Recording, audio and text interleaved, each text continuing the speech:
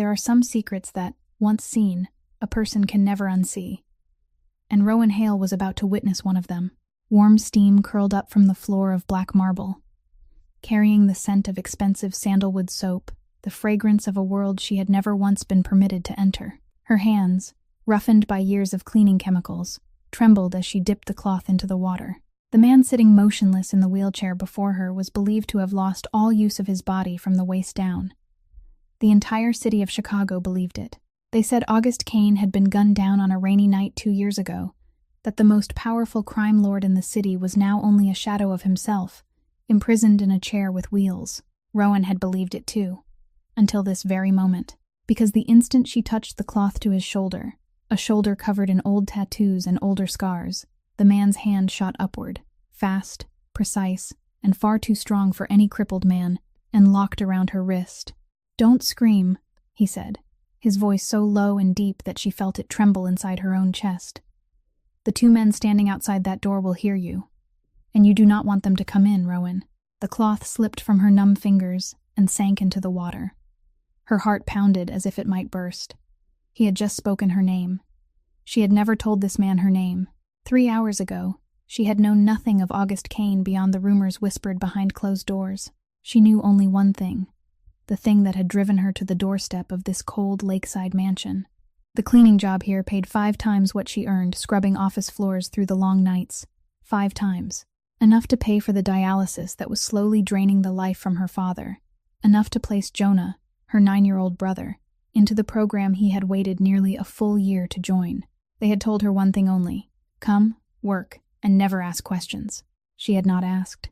Not even when the housekeeper, her face cold as stone, led her down the long, echoing corridors and told her that the master's personal caregiver had suddenly left. So today Rowan would take over those duties: bathing, dressing. You are not permitted to refuse, if you wish to keep this job. Only now did she understand that nothing in this house was an accident, that caregiver had not left on her own.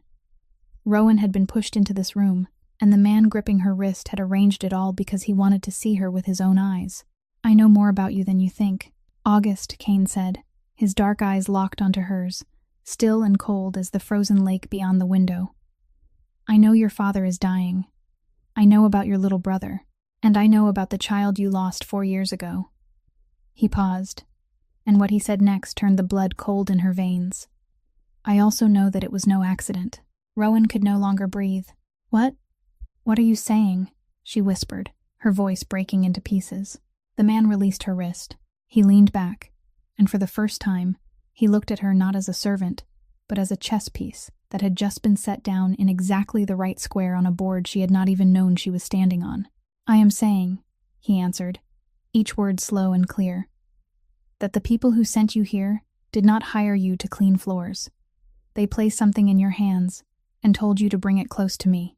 You believe you came here to earn money to save your family. But the truth, Rowan, is that you were sent here to kill me. And the most frightening part, you don't even know it yourself." Beyond the glass, the lake stretched out in an endless sheet of silent, frozen white. In that moment, Rowan Hale could not yet know that this strange morning, this freshly uncovered lie, was the least shocking of all the things waiting for her ahead. Nor could she know that one day, not far off, she would run toward the most dangerous man in the city instead of running far away from him. Because sometimes, the most bitter truth is the very thing that saves us. And don't forget to subscribe to our channel, so we can walk together through more stories of courage, truth, and healing.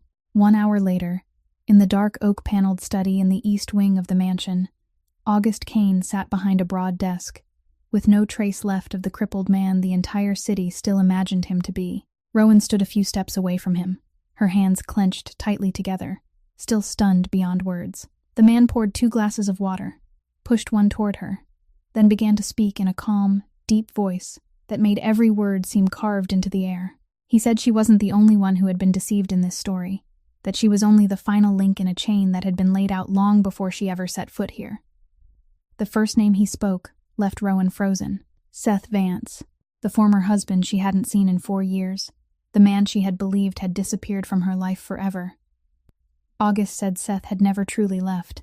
He was working for the Drago family, the rival clan that controlled the hidden underside of Chicago's financial world, The people who had waited for 2 years to bring August down after believing they had left him crippled. And now, they had found a new path to reach him. That path was her. Rowan shook her head, her voice trembling with both anger and fear. She said that made no sense. That she had found this job through an online classified ad. That she had applied because she was desperate for money, not because of anyone else. August only looked at her, his eyes holding no pity at all, only a cold, piercing understanding. He asked her whether she had ever wondered why a simple cleaning job paid 5 times the normal rate, why that classified ad had appeared for only a few short hours in the middle of the night, then vanished. Why, out of hundreds of applicants, the person chosen had been her. Someone with no caregiving experience, who just happened to be the former wife of a man tied to the organization that wanted him dead. Each question fell like a stone rolling downward, and inside Rowan's mind, the pieces she had never bothered to examine began to fit together. The roommate who had urged her to apply that very night. The new phone they had handed her at the very first interview, saying it was the homeowner's rule. Perrine's questions that had seemed so casual, about her schedule, about where she would be working, all of it, she realized with a chill running down her spine, had never been accidental. August rose, walked around the desk, and placed a small metal object on the wooden surface, thin as a card. He said that within the next few days, Seth would try to meet her and give her something just like it. They would tell her it was only a device for copying data, that all she had to do was plug it into his computer, wait a few minutes, then pull it out. Simple, quick, clean, with no one getting hurt. But that was the second lie. The device didn't only copy, it also carried something else, something designed to activate when it stayed close enough to him for long enough. Something that would make his death look like the natural result of his old injuries. And the person holding that device in her hand, the person the cameras would record, the person who would bear every ounce of blame when it was all over, would be her. Rowan felt the room sway beneath her feet. She reached for the back of the chair, trying to keep her breathing from breaking apart. In her mind, one single question echoed, bitter enough to choke her. They had chosen her not because she had value, but precisely because she had nothing at all. A mother who had lost her child, a daughter whose father was dying, a sister carrying a helpless younger sibling on her shoulders, a woman so desperate she would do anything for money and would never dare ask why. She was the perfect pawn because, when everything collapsed, no one would stand up to defend her, and no one would believe she was innocent. She lifted her eyes to August, her eyes red-rimmed, but her voice had grown steadier. She asked him why he was telling her all of this, why he didn't simply throw her out the door and let her drown in her own trap. August was silent for a long while, his gaze flickering with something she couldn't read, something almost like consideration, or perhaps a decision that had only just taken shape. Then he said, softly but firmly, that it was because she and he, despite standing in 2 worlds so terribly far apart, had turned out to share the same enemy, and sometimes, a shared enemy was the beginning of the strangest alliances. The silence between them stretched for one more beat before August returned behind the desk, sat down, and folded his hands in front of him like a man arranging the final pieces on a chessboard. He said she was standing before 2 paths, and neither one was easy. The first path was that she could walk out that door right now, return to the cramped rented room where her roommate was waiting to report every move she made to Seth, and go on playing the innocent pawn until everything came to an end. But when it ended, he said, there would be no way out for her, because to the Drago family, a pawn that had completed its purpose was only something to be discarded, so it left no trace behind. The second path was harder, more dangerous, but it was the only path that could get her out of all this with herself still intact. He wanted her to keep playing exactly the role the Drago family had assigned to her, but this time under his guidance. She would pretend to cooperate with Seth, pretend their plan was moving smoothly, take the device from his hand, and report the things August himself wanted them to believe.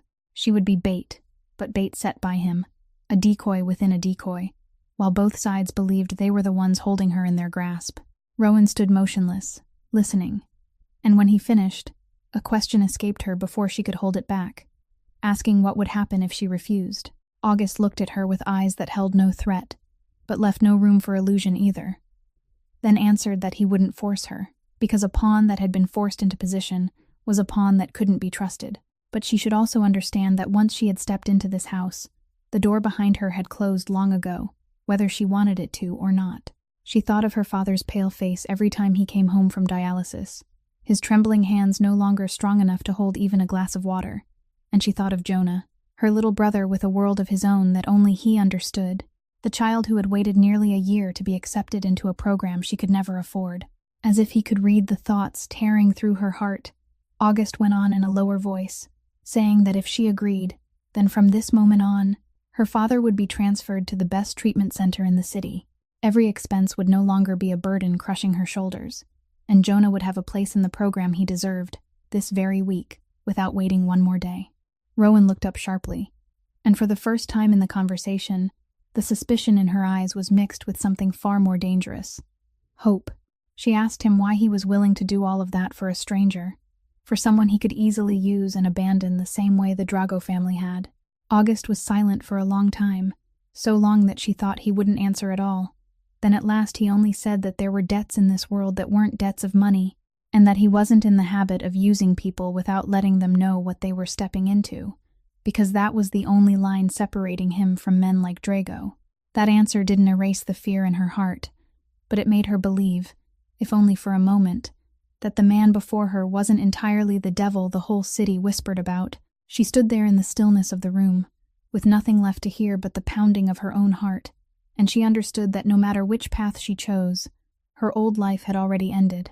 She thought of her father, of Jonah, of the child she had lost, whose death she was now beginning to suspect hadn't been as simple as she had once believed, and she knew she had no choice left except to keep moving forward.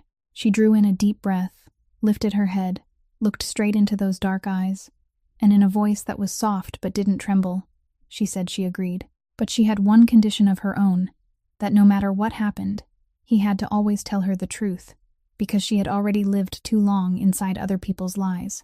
Something very much like respect passed across August's face, and he nodded, only once, very slightly, as if he had just signed a pact they both knew would change their lives forever. Everything happened so quickly that Rowan could almost not believe her own eyes. Within a single day, August's promise had become real right in front of her.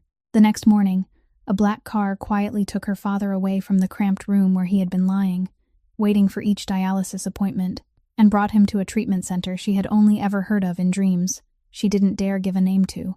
When she called to ask about him, the nurse on the other end of the line told her in a gentle voice that all of Walter's expenses had been paid in full, that she didn't need to worry about anything anymore, and for the first time in many months, Rowan had to sink down onto the hallway floor, her knees buckling under the sheer weight of relief as tears finally broke through. But what truly made her heart burst open came that afternoon, when she was allowed to stop by and see Jonah. The boy was sitting at a wooden table in the bright room of the new intervention program, a place that only a few days earlier she had thought her little brother would never have the chance to set foot in for as long as he lived. Jonah looked up when he heard her voice, and across that small face spread a radiant smile she hadn't seen in a very long time. He showed her the colorful wooden blocks he had just been given, arranging them into a long, neat row according to an order of his own that only he understood, then lifted his eyes to look at his sister, his gaze shining, as if he wanted to tell her that it was good here, that here people allowed him to be himself. Rowan knelt beside him, placed her hand on his soft hair, and in that moment she told herself that whatever price had to be paid, this smile was worth everything she might have to trade. But that happiness didn't last long. When night fell and she returned to the mansion by Lake Michigan, back to the spacious room that had been prepared for her in the West Wing, the feeling of being trapped came creeping back, taking over her heart piece by piece. The housekeeper named Marlowe escorted her upstairs with cold politeness, showed her the places she was allowed to enter, and the places where she absolutely mustn't step, told her that dinner would be brought up to her room, and that she shouldn't leave her assigned area after dark. Rowan understood that even though her bedroom door wasn't locked, she was still living inside a prison. A soft and silent prison so carefully made that a person could easily forget it was still a prison. That night, she lay on a bed softer than any bed she had ever rested on, but sleep kept slipping away from her in shallow, broken waves. She stared up at the dark ceiling and listened to the absolute stillness of the mansion, a stillness that didn't feel peaceful at all, but instead made her mind sharpen with even greater caution. She thought about her father lying safely somewhere in the city, thought about Jonah's smile, and then thought about the price she had agreed to pay for all of it. She wondered whether she was sleeping under the roof of a benefactor or an enemy, whether August Kane was truly protecting her or only keeping her close, the way someone kept a valuable pawn until the moment it was needed. Outside the window, Lake Michigan stretched through the darkness, cold and unmoving. And somewhere far away, Rowan heard the steady footsteps of the guards making their rounds through the night, reminding her that she was never truly alone and never truly free. She closed her eyes, forcing herself to rest for the days ahead, but deep inside, she already understood that the real storm hadn't even begun. The next morning, the housekeeper Marlowe came to knock on Rowan's door very early, informing her in an even voice that the master wanted her present in the large meeting room on the ground floor, not to do anything specific, but simply to stand there and play the proper role of a devoted caregiver beside her crippled employer. Rowan followed her down the carpeted stairs, her heart filled with confusion, and when the meeting room door opened, she immediately felt the heavy atmosphere pressing over the entire room. Around the long table of dark wood sat nearly a dozen men and one woman, all dressed with careful formality, all rising in silence when August was wheeled in, still wearing the appearance of a weak man who needed care.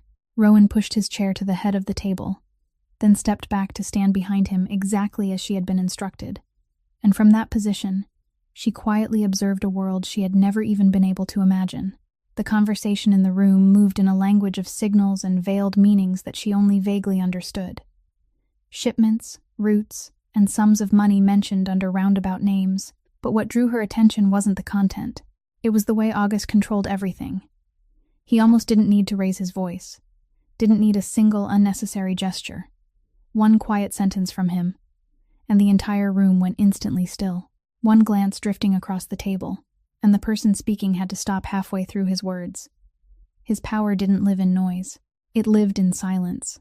The kind of silence that made the large men seated around the table measure every word with caution. Then, at one moment, August placed both hands on the tabletop and said there was something that needed to be made clear before the meeting continued. His voice remained as gentle as before, but the whole room seemed to turn several degrees colder.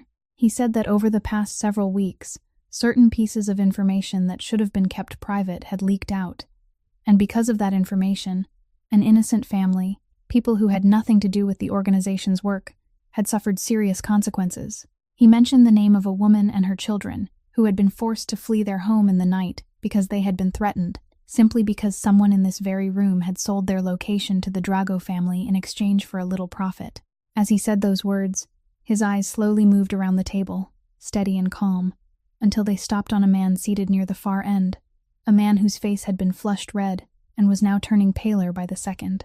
The man stammered, trying to speak in his own defense, but August only raised one finger slightly, and at once the man fell silent, sweat beading across his forehead even though the room wasn't hot. August didn't shout, didn't slam his hand on the table, didn't use a single crude word. He only said that he had known everything for many days, that he had given the man enough time to confess, but the man had chosen silence, and that in their world, betrayal aimed at the innocent was the one thing he would never forgive. He gave a slight nod toward the two men standing at the door, and they stepped forward, quietly escorting the man out of the room without the need for another word. The man didn't resist, because he understood better than anyone that resistance was useless, and on his face as he was led away there wasn't physical pain, but the collapse of a man who had just lost everything: his position, his honor, and his place in the only world he had ever known. The door closed behind him, and August returned to the meeting as if he had merely handled an ordinary procedure, his voice still calm, as though nothing had happened at all. But Rowan, standing silently behind him, felt a chill run down her spine. She had just witnessed another side of this man, someone who could decide another person's fate with nothing more than a look, and she understood that the rumors about August Kane had never been exaggerated. But at the same time, deep inside her, a question she couldn't explain began to rise. Why would a man that ruthless become so furious when he spoke of an innocent family being harmed, as if behind that frozen shell, there was still something hidden that she couldn't yet reach? In the days that followed, Rowan gradually realized that inside that vast mansion, there was one pair of eyes that never stopped watching her. They belonged to Caleb Reed, August's young chief of security. He wasn't as large or menacing as the other guards, but there was a quiet sharpness in the way he observed everything that always made her uneasy. Every time she passed through a hallway, every time she picked up her phone, every time she paused too long in front of a door, She could feel Caleb's gaze clinging to her like a shadow. He didn't trust her, and he didn't bother hiding it. Once, he stopped her in the middle of the hallway and asked her directly who she really was. A chance caregiver, or a snake the Drago family had released into the house. And if she thought she could fool the boss, she was badly mistaken. Because as long as he was here, she would never have the chance to harm a single hair on August's head. Rowan didn't blame him, because deep inside, she understood that suspicion came from loyalty. And loyalty was one of the rare things she had learned to value after so many years living among traitors. The turning point came late one afternoon, when Caleb personally escorted her out to visit her father at the treatment center. On the way back, the car had to stop because of a traffic incident, and while Caleb stepped outside to speak with the driver, he accidentally left the car door unlocked and the keys still on the dashboard. It was the kind of opportunity anyone who wanted to run would seize at once. The street was crowded, people moving back and forth, and all she had to do was step out and blend into the crowd, and she could vanish from their sight in an instant. She could find a way to escape this dangerous world, escape the Drago family, escape August, escape all of it. Rowan sat still inside the car, her heart pounding, and for one moment, the thought of running truly flashed through her mind. But then she thought of her father lying in the treatment center because of August's promise, thought of Jonah safe and happy in the new program, and she understood that if she ran now, all of that would disappear in the blink of an eye. Her family would fall back into the abyss, and this time, there would be no one left to reach out and save them. She couldn't trade the safety of the people she loved for freedom for herself alone. So she stayed seated, both hands resting quietly on her lap. And when Caleb returned to the car, he froze when he realized the door was still open. The keys were still exactly where they had been, and she was still sitting there, without moving an inch. He looked at her for a long time, confusion flickering through his eyes before something entirely new appeared there. He asked her why she hadn't run when she had the chance, and Rowan answered with only one simple sentence: that running away was never freedom, if it meant abandoning the people she loved, that she was too tired of always having to run from everything. Caleb said nothing more, but from that moment on, something in the way he looked at her changed. His cold suspicion gradually gave way to a different kind of caution, one mixed with respect. In the days that followed, he still watched her, but no longer as if watching an enemy. He watched her as if guarding someone who needed to be protected. Once, he quietly brought her a cup of hot coffee when he saw her awake late beside the window. Another time, he told her a little about himself, that he had followed August since he was very young, that the man had saved him from a life that would otherwise have ended in a dead end, and that he was willing to give up everything for that loyalty. Rowan listened, and for the first time since she had stepped into this house, she felt she had someone who wasn't exactly a friend, but wasn't an enemy anymore either. Someone she was beginning to trust in a world where trust was the greatest luxury of all. One morning, August summoned Rowan to his study, and when she stepped inside, she was surprised to see that he wasn't sitting in his familiar wheelchair at all, but standing by the window, both hands clasped behind his back, looking out at the snow-covered lake. He turned back, invited her to sit, then placed a thin file on the desk. He said that while looking into her life, his people had traced one name she probably still remembered very clearly, a man named Gerald Voss, the man who had once been the manager at the cleaning company where she worked during the hardest years of her life. At the sound of that name, Rowan's face stiffened slightly, because the memories of him had never truly left her. Gerald was the one who had cheated her and the other cleaners out of their wages again and again, knowing full well that they were too poor, too frightened, and too desperate to dare speak up against him. He was the one who had once humiliated her right in the hallway of an office building, spitting cruel words about her lowly place in life in front of her coworkers, forcing her to bow her head and swallow her tears without being able to answer with a single word, because she needed that job to earn money for her father and her brother. August turned through the file, his voice calm as always, and said that Gerald Voss, as it turned out, had done far worse things than anything she had ever known. He had siphoned money from dozens of poor workers for years, had intimidated the most vulnerable people so they wouldn't dare report him, and had built a small empire on the sweat and tears of those who had no way to defend themselves. Rowan listened in silence, not understanding why August was telling her all of this, until he went on to say that he couldn't stand the kind of man who made a habit of crushing those weaker than himself, that to him it was the lowest form of cowardice in the world, and that he had decided Gerald would have to pay. Over the weeks that followed, Rowan watched August's power move in a quiet but unstoppable way. There wasn't a single threat, not one act of violence, only phone calls, connections, and financial pressure applied at exactly the right time and in exactly the right place. Gerald's lucrative contracts were canceled one after another. His partners suddenly turned their backs on him.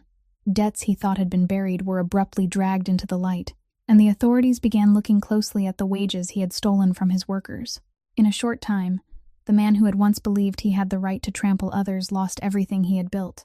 His company closed, his reputation shattered, and the people who had once been afraid of him now lifted their heads and demanded back what belonged to them.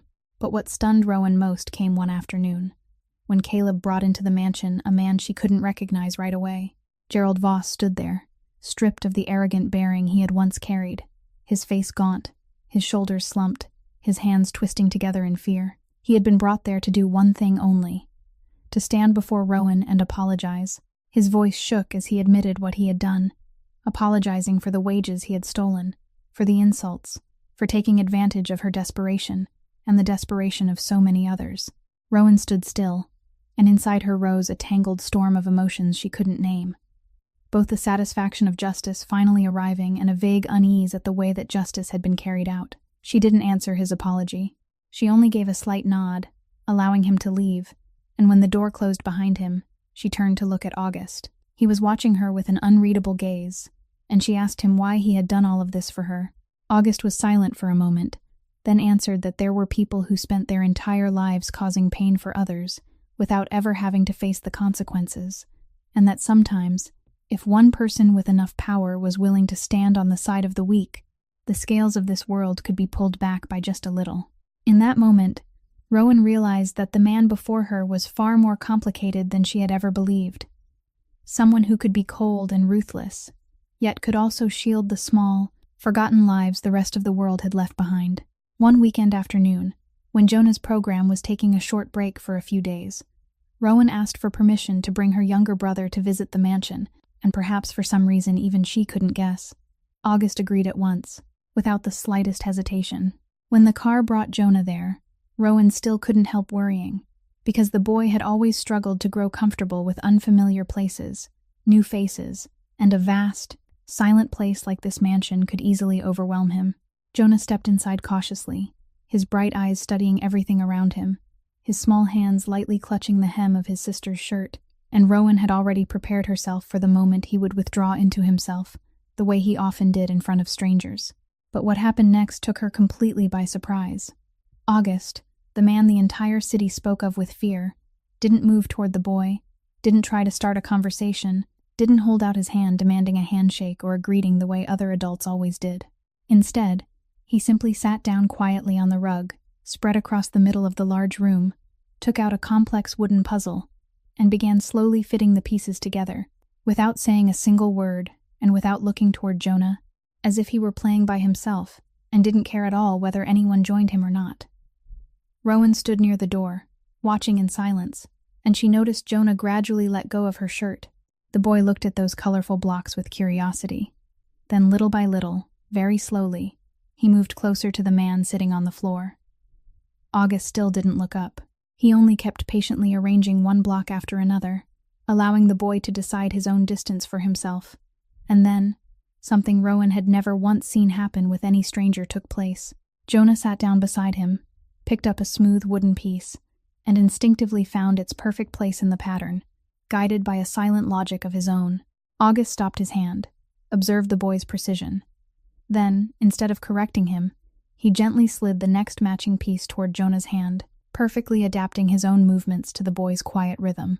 There wasn't a single word of pressure, not one question asking why he was arranging them that way, not one attempt to make the boy behave like other children.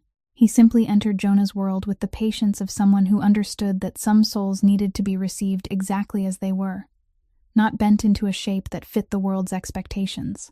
And then Jonah lifted his eyes to look at him, and across that small face spread a smile, the innocent, trusting smile the boy rarely gave to anyone except his sister. Standing by the door, Rowan felt her throat tighten and her eyes blur before she even realized it. She had grown far too used to people looking at her brother with irritation or distance. She had grown far too used to explaining, apologizing, and protecting him from the impatience of the world.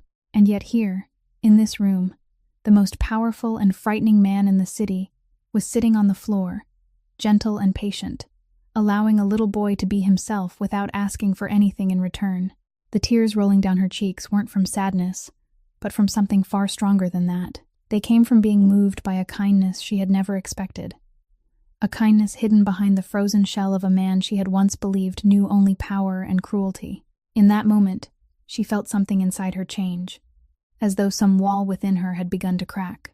But when she quickly wiped away her tears and turned her head, she caught sight of the housekeeper Marlowe, standing at the end of the hallway, silently watching the entire scene with an unreadable look, a look touched by suspicion that Rowan couldn't understand at all, and the warmth in her heart suddenly rippled with a faint unease. In the days that followed, Rowan gradually learned how to live in two roles at once, a weary splitting of herself so exhausting that some nights she lay awake wondering which one was truly her. In front of the staff and the visitors who came and went through the mansion, she had to play the part of a devoted caregiver to a crippled employer, pushing August's wheelchair through the halls with gentle attentiveness, straightening the blanket over his knees, supporting him whenever necessary, all of it so natural that no one could possibly suspect anything. August patiently taught her every smallest detail of that performance, how to adjust his posture so he looked like a man drained of all strength, how to pretend he needed help even with the simplest things, because he said that one small mistake would be enough to bring the entire disguise crashing down, and once it collapsed, it wouldn't only be him in danger, but her as well. But the hardest role, the most painful one, wasn't the role of caregiver. It was the role of the Drago family's loyal pawn. Every few days, she had to call Perrine. The former roommate she now knew was one link in the trap woven around her, and she had to lie, had to act as though the plan was moving exactly as expected. She told Perrine that she was slowly earning August's trust, that he was becoming more and more dependent on her, that she had started gaining access to private areas of the house, every lie carefully measured according to what August had instructed.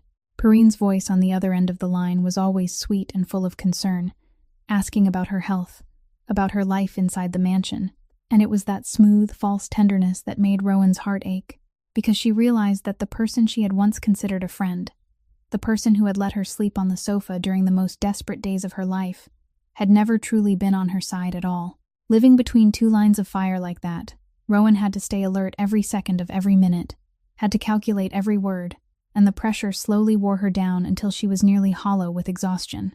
She no longer knew whom to trust. She no longer knew where the truth lay inside a maze of overlapping lies, and sometimes she wondered whether she was slowly losing herself in this dangerous game.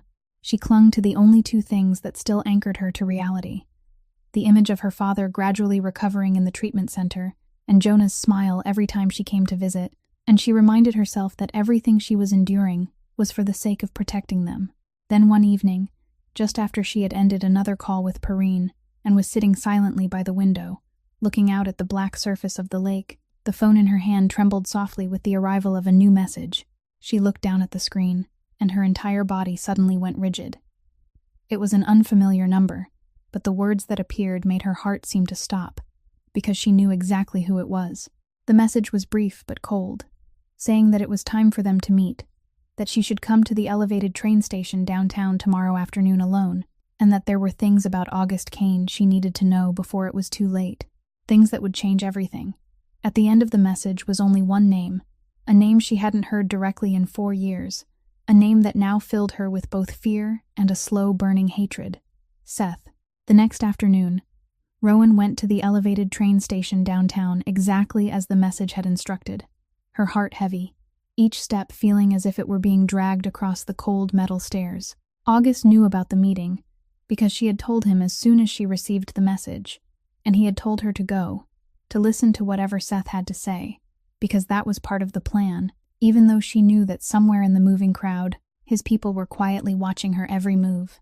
The platform was swept by wind, the sound of iron wheels grinding against the tracks rolling back in waves, and amid the stream of hurried people, she recognized Seth, leaning against a pillar, his face still as handsome as it had been before, but now holding something cold she had never seen during the years when they had still been husband and wife. A faint smile touched his lips when he caught sight of her, a look she had once believed was sincere, but now only made her shiver. He said he was glad she had come, that he knew she had always been a smart woman, and then, without circling around for long, He began pouring into her ears the poison he had prepared in advance. He said she was living under the roof of a monster, that August Kane wasn't the benefactor she believed him to be, and that there was a terrible truth about the past he had hidden from her.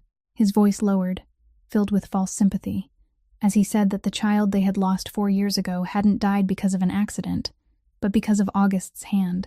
He told her that at that time, August had been in the middle of a war over territory, and he, Seth, had accidentally been caught in the middle of it, that the loss of her child had been a warning August sent to him, an act of revenge aimed at the people he loved. Every word from Seth was like a needle piercing her heart, because it struck the deepest wound, the greatest pain she had carried for 4 years, and she felt the ground beneath her feet begin to sway. She shook her head, trying to fight back, saying she didn't believe him, that he had always been a liar. But Seth only looked at her with a carefully staged sincerity in his eyes, and asked her why a man as powerful as August would suddenly care about a poor cleaning woman like her, why he would be willing to pay her father's medical bills and look after her younger brother, unless he was hiding some guilt and trying to buy her silence. That question planted a poisonous seed of doubt inside Rowan's heart, because she herself had wondered the same thing during long sleepless nights.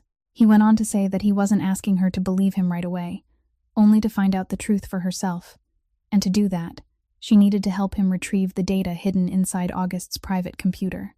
As he spoke, he gently took her phone under the excuse of saving his new contact number, and in those few brief seconds, he managed to install a hidden application on it, something he said would automatically copy all data when she placed the phone near August's computer, simple and traceless. He handed the phone back to her as if nothing had happened, then said she didn't have much time left.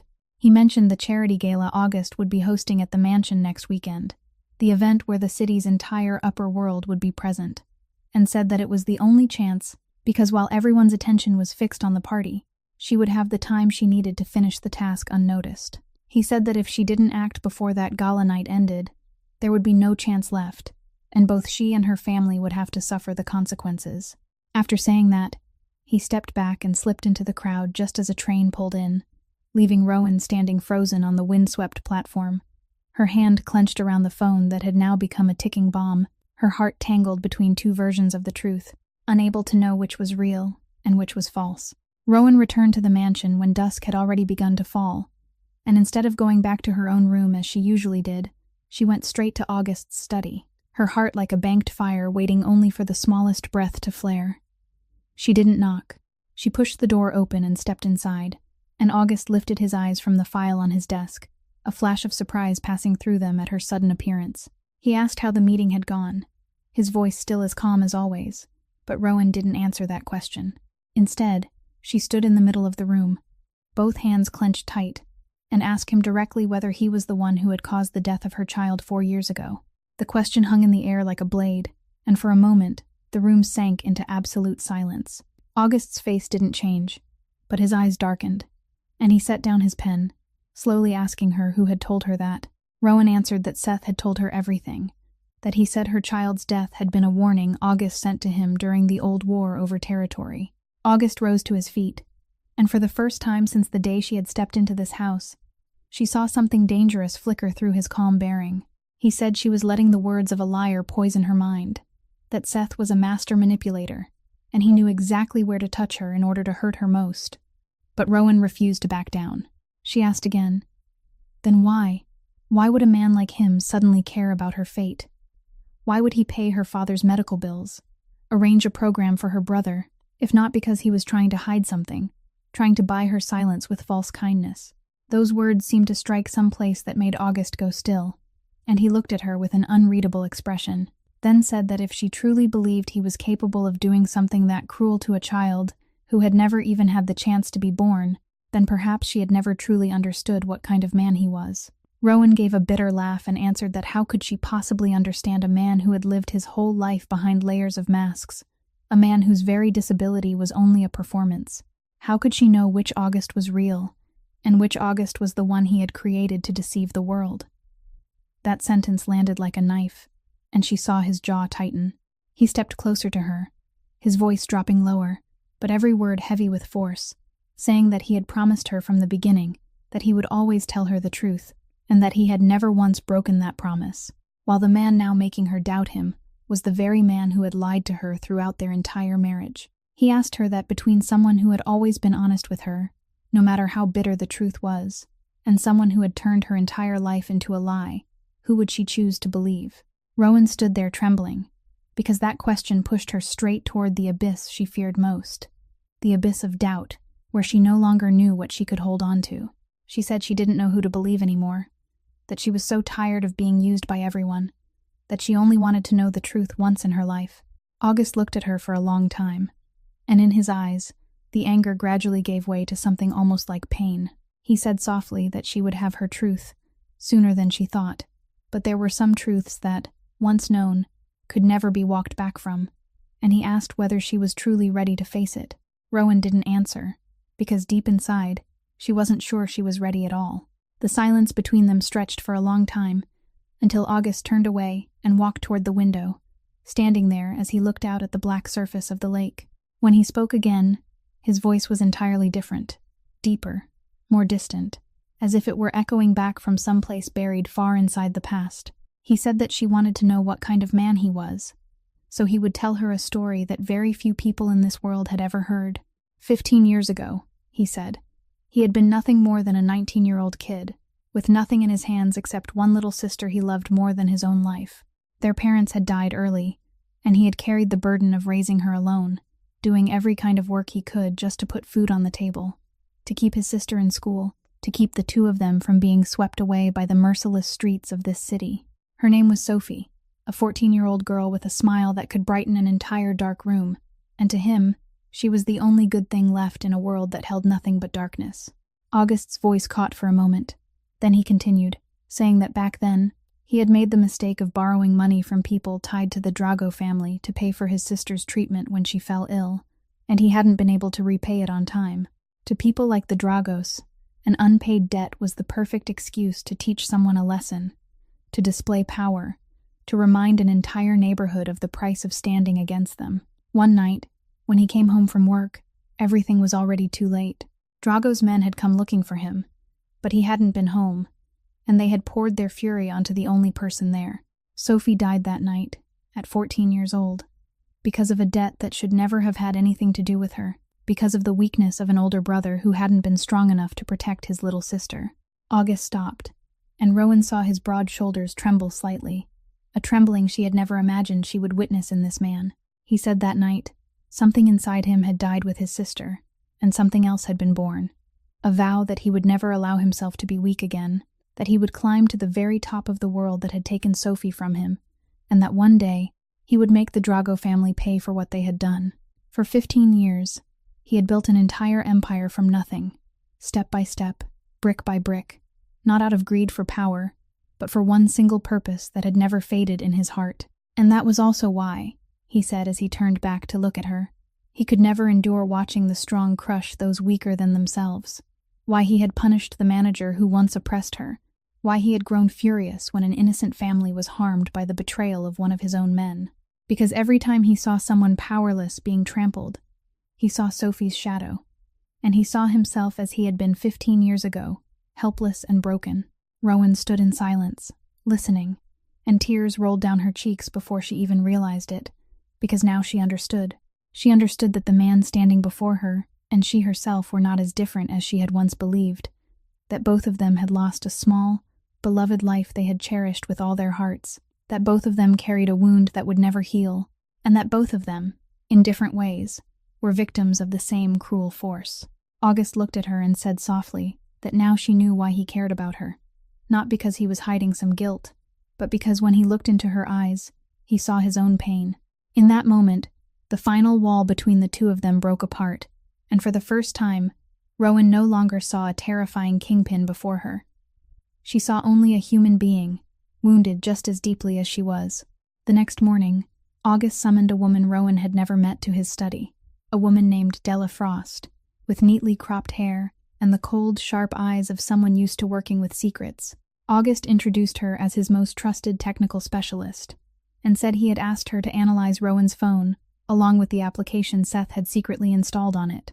Della placed a laptop on the desk, her fingers moving quickly across the keyboard, and she explained that the application was far more sophisticated than an ordinary data copying tool.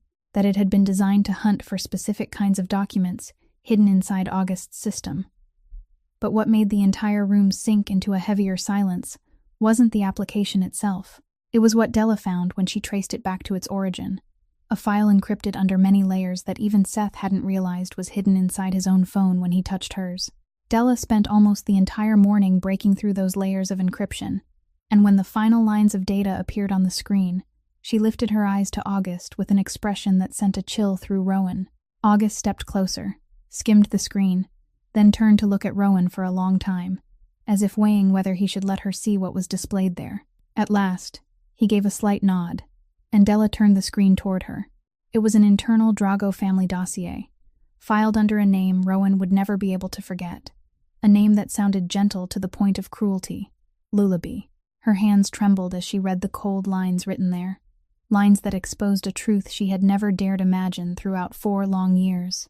The file recorded that 4 years earlier, the organization had identified a serious problem arising from one of its most loyal operatives, Seth Vance. He had been assigned to approach and marry her as part of a long-term plan aimed at the connections surrounding the rival family, a marriage staged from beginning to end, a cold arrangement she had never known anything about. But the problem had emerged when Seth, against every calculation, began developing real feelings for her. And when she became pregnant, he started to waver, started talking about leaving the organization to build a real life with her and the child who was about to be born. To the Drago family, a wavering operative was an unacceptable risk, a weak link that could threaten their entire network. And that unborn child, in these soulless pages, wasn't mentioned as a life, but only as a factor that needed to be removed in order to pull Seth back into the orbit of obedience. The organization had made a decision discussed and approved as coldly as someone signing a contract, that the threat had to be erased, that Seth's loyalty had to be restored at any cost. Rowan could not read any further. Her eyes blurred, and the whole world around her seemed to collapse. For 4 years, she had lived with an endless self-blame, had asked herself thousands of times whether she had done something wrong, whether it had been her fault that she couldn't keep her child, had gnawed away at herself with a torment no one could soothe. And now, the truth lay exposed before her eyes, so cold and so cruel that she could barely breathe, that the greatest loss of her life hadn't been an accident of fate, hadn't been her fault, but the result of a plot calculated down to every last detail by people who regarded human lives as nothing more than numbers on a balance sheet. August stood beside her, quietly placing one hand on her shoulder, and for the first time, he didn't say a single word, because he understood that there were no words in this world that could reach the very bottom of the pain she was carrying in that moment. That night, Rowan sat alone beside the window of her room, staring out at the black surface of the lake without truly seeing anything at all, because her mind was sinking inside a storm no words could ever describe. For 4 years, she had carried an invisible weight on her shoulders, a quiet belief that she was the one at fault, that if she had been more careful, stronger, if she had done something differently, then perhaps it would never have happened. She had allowed that self-blame to gnaw at her day after day, had allowed it to shape the way she saw herself, as a failed mother, as a woman who was not worthy. And now, when the truth had finally been exposed, that burden suddenly shattered. But what rose up in its place wasn't relief. It was something far more powerful, a burning fury so fierce that it made her whole body tremble. She thought of Seth, and every time she thought of him, a fresh wave of anger surged through her heart. He had known. All those years, he had known exactly what had truly happened, had known that his organization was the one responsible for the greatest loss of her life, and yet he had remained silent. Worse than that, he had come back to find her, looked straight into her eyes, and pinned that crime on another man, using the very pain he had helped create to manipulate her, to turn her into a weapon for his own scheme. That cruelty, that cold lie carried to its very end, made Rowan feel as though fire were running through her veins. But in the middle of that blazing rage, something inside her was also beginning to heal, in a strange and painful way, because for the first time in 4 years, she could tell herself that it wasn't her fault, that she hadn't done anything wrong, that she had been a mother who had loved and protected her child with everything she had. She broke down crying. But this time, her tears were no longer tears of torment. They were tears of release, as if an invisible chain that had bound her for all those years had finally been unlocked. She cried for the tiny child she had never had the chance to hold in her arms, cried for the young mother crushed beneath guilt that she had once been, and cried for the long stretch of time she had spent living in the shadow of a lie. When the last of her tears had run dry, Rowan sat up straight, and in her eyes there was no longer weakness or confusion, but a resolve as clear and hard as ice. She knew what she had to do, but she also knew she didn't want to let this anger turn her into someone she no longer recognized. Didn't want hatred to lead her to become like the very people who had caused all this suffering. She didn't want blood. She didn't want revenge in the way of the brutal underworld where Seth and the Drago family lived. What she wanted was justice, true justice, where the truth would be brought into the light, where the guilty would have to face the consequences of what they had done before the law and before their own conscience. She wanted the whole world to know that her child wasn't a soulless number in a cold file, but a life that had once existed, had once been loved, and deserved to have justice reclaimed. The next morning, Rowan went to August with a calmness that surprised even him. She told him she was ready, that she was no longer a pawn in anyone's hands, and that she wanted to work with him to turn the game around and bring everyone behind the lullaby file into the light. August looked at her, and in his eyes there appeared something that was both admiration and deep understanding. Then he gave a slight nod, because he understood that the woman standing before him now was no longer the trembling caregiver who had once stepped into this house. Inside August's study, the counterattack gradually took shape through one tense hour after another.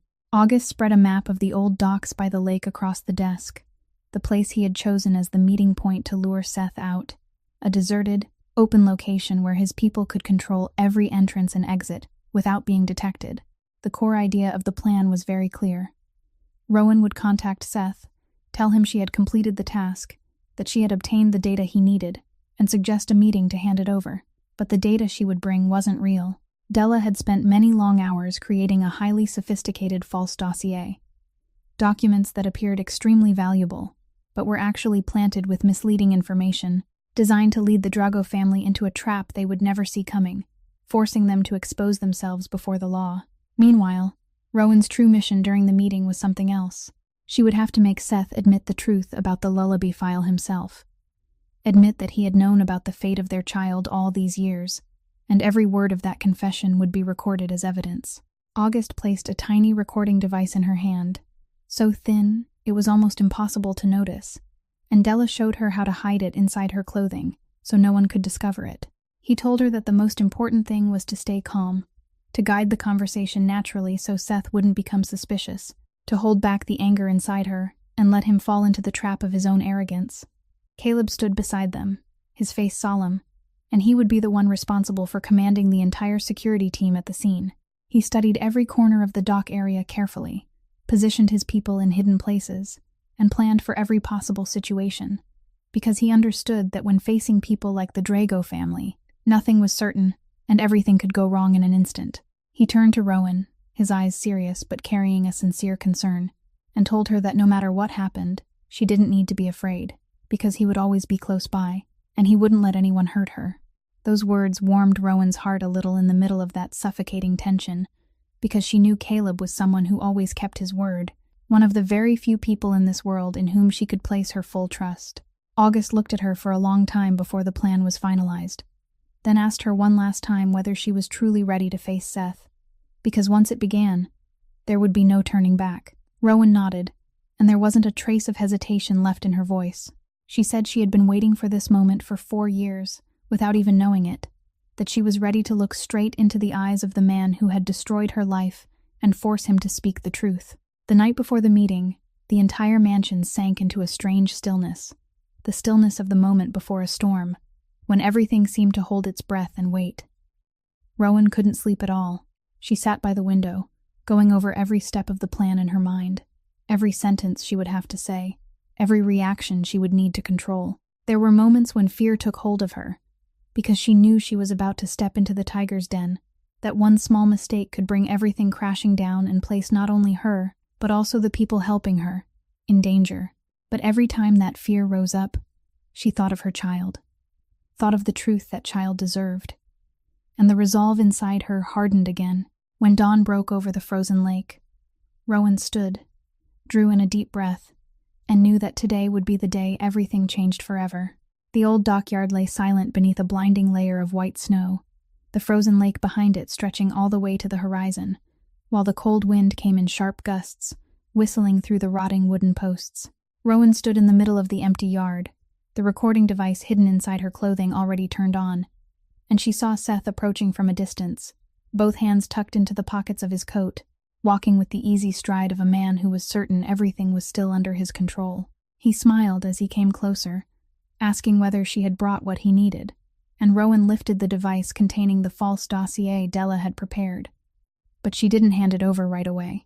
Instead, she looked straight into his eyes and began guiding the conversation exactly as planned, saying that before she gave him anything, she needed to know the truth about what had happened 4 years ago. Seth frowned slightly, but his arrogance, his belief that he still held the upper hand, made him careless. Rowan kept pressing him, bringing up the name Lullaby, and she saw his face change for a brief instant.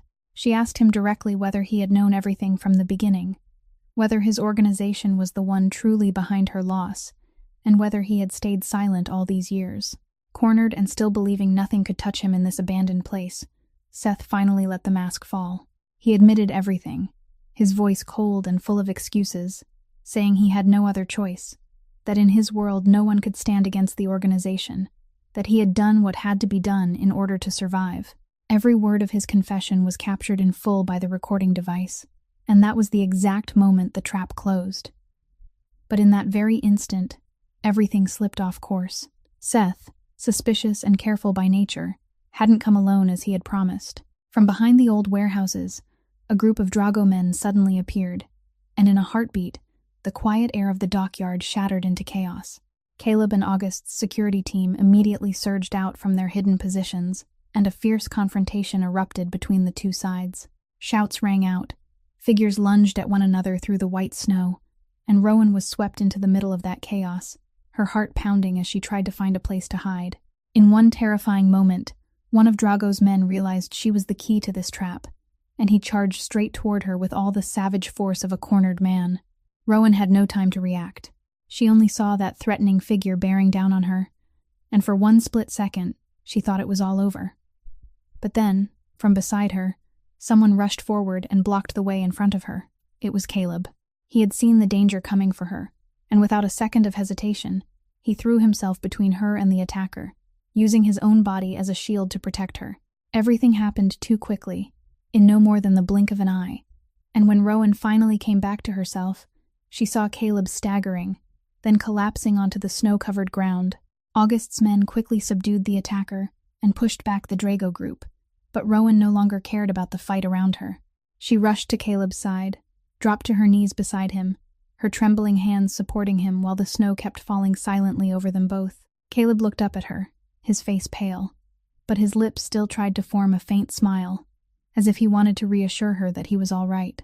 Rowan called his name, her voice breaking through her tears, begging him to hold on, telling him help was coming, that he had to be okay. Caleb gently took her hand, and in a broken voice, he said he had promised he wouldn't let anyone hurt her, and he had never been a man who broke his word. Far away, through the blinding curtain of white snow, Rowan saw August striding toward them, standing tall and steady, without the slightest trace of the man who had once sat in a wheelchair, his face marked by a pain and a fury she had never seen before. August crossed through the falling snow, each step sinking deep into the white ground, and when he reached the middle of the dockyard, the remaining men of the Drago family realized that the man they had believed they had destroyed 2 years earlier was now standing solidly before them, healthy and filled with authority. That truth struck them harder than any weapon, because their entire plan had been built on the belief that August Kane was a harmless cripple. Seth stood rooted in place, his face drained white, as he understood that he had walked into a perfectly laid trap, that every word of his confession had been recorded, that the dossier he had thought was his prize was actually bait meant to lead his whole organization toward ruin. August didn't need to use violence, because he had prepared a weapon far sharper than that. As soon as the confrontation settled, and his men had restrained the entire Drago group, a flood of blue and red lights began flashing through the snow from the roads leading into the dockyard, and sirens echoed across the open space. Federal agents poured into the area, because August had quietly prepared everything in advance, had already turned over to them all the evidence of the Drago family's crimes, from the Lullaby file to countless other illegal operations he had gathered over many years. Now, with Seth's recorded confession as the final missing piece, the Drago family's criminal network had completely collapsed. Seth was led away in handcuffs by the federal agents, and when he passed Rowan, he looked back at her with eyes filled with both bitterness and something almost like belated regret, but she didn't bother answering him, because to her, he was now nothing more than a chapter that had closed in her life. The justice she had longed for throughout 4 years had finally arrived. The truth about her child had finally been brought into the light, and the guilty had finally been forced to face the law.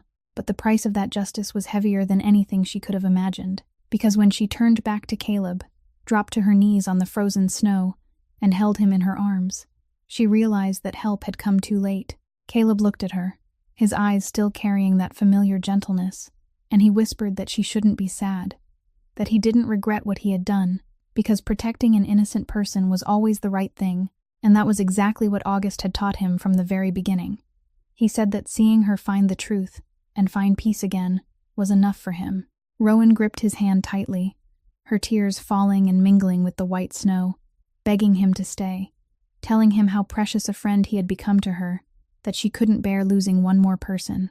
Caleb only smiled, a strangely peaceful smile. Then his eyes slowly closed, and the hand holding hers gradually loosened. August came to their side and knelt beside his most loyal man, the man who had followed him since he was only a lost boy, the man August had saved and loved like a younger brother. And for the first time in her life, Rowan saw that powerful man bow his head in a silent pain too deep for words. The snow kept falling quietly over the dockyard, covering the living and the one who had just fallen, and in that breathless stillness, both August and Rowan understood that this victory had been paid for, with a price no justice could ever repay. They had defeated the Drago family, they had brought the truth into the light, but they had also lost forever a good man, a brave heart that had chosen to sacrifice itself to protect someone else until its very last breath. And Rowan knew she would carry that debt of gratitude, along with the image of Caleb's final smile, for the rest of her life. A few days later, beneath the gray, cold winter sky of Chicago, Caleb Reed's funeral was held in solemn silence. Snow covered the cemetery in white, and the people who had once stood in the shadows of the underworld now bowed their heads to say goodbye to one of the bravest hearts they had ever known. Rowan stood quietly beside August, watching them send off the man who had sacrificed his life so she could go on living, and her heart was heavy with a gratitude she knew she would never be able to repay. August stood there, his back straight and his body unmoving, his face carved with a silent grief, and when everyone else had gone, he still remained beside the grave for a very long time, as if he wanted to leave behind a quiet promise that Caleb's sacrifice would never become meaningless. In the days that followed, as the storm passed and life slowly returned to its ordinary rhythm, Rowan realized that she was standing at a turning point in her life. The Drago family had fallen, the danger was gone, and for the first time in so many years, she was free to choose her own path. August told her that she owed him nothing anymore, that her father would always be cared for, and Jonah would always have a steady future, no matter what she decided. He told her she was free, that she could go anywhere she wanted, begin a new life somewhere far away from all this darkness. Rowan thought about that for a long time. She could leave, could take her father and her younger brother to another city, live a quiet life and forget everything that had happened. But when she looked deep inside her own heart, she realized that what she had been searching for all along wasn't escape, but peace. And she had already found that peace, not in any place, but within herself, because the truth had set her free. For 4 years, she had lived beneath the weight of a nameless self-reproach, had believed she was to blame for the greatest loss of her life. And now, when the truth had been brought into the light, that burden had finally been lifted from her shoulders. She had learned that she was not at fault, that she had always been a mother full of love, and that a person's worth is never measured by their job or the possessions they own, but by their dignity, courage, and heart. She had once been a poor cleaning woman the whole world overlooked, but she had never lost her self-respect, and that was what had carried her through it all. Rowan decided to stay in this city, not as a pawn or a servant, but as a free human being who had chosen her own path. She would stay close to her father, close to Jonah, and perhaps close as well to the man who had walked with her through the most terrible storm of her life, the man with whom, between two broken souls, a deep understanding had taken root without needing to be named. Rowan Hale's story reminds us that the truth, no matter how bitter it may be, is still the only thing that can heal the wounds we silently carry inside our hearts, that no one deserves to be judged by their poverty, and that human dignity is something no power in this world can ever steal. Sometimes, kindness comes from the places we least expect, and the courage to face the truth is the beginning of every healing. If this story has touched your heart, please subscribe to our channel, hit the like button, and share this video with the people you love, so that each day we can continue listening together to more meaningful and moving stories. How do you feel about Rowan's journey? And if you were her, what choice would you have made? Please leave a few lines in the comments below so we can hear the sincere emotions from deep inside your heart. Thank you for staying with us until the very last moment. May you and your loved ones always be blessed with abundant health, and may every day be filled with joy and peace within your soul. Goodbye for now, and we'll see you again in the next stories.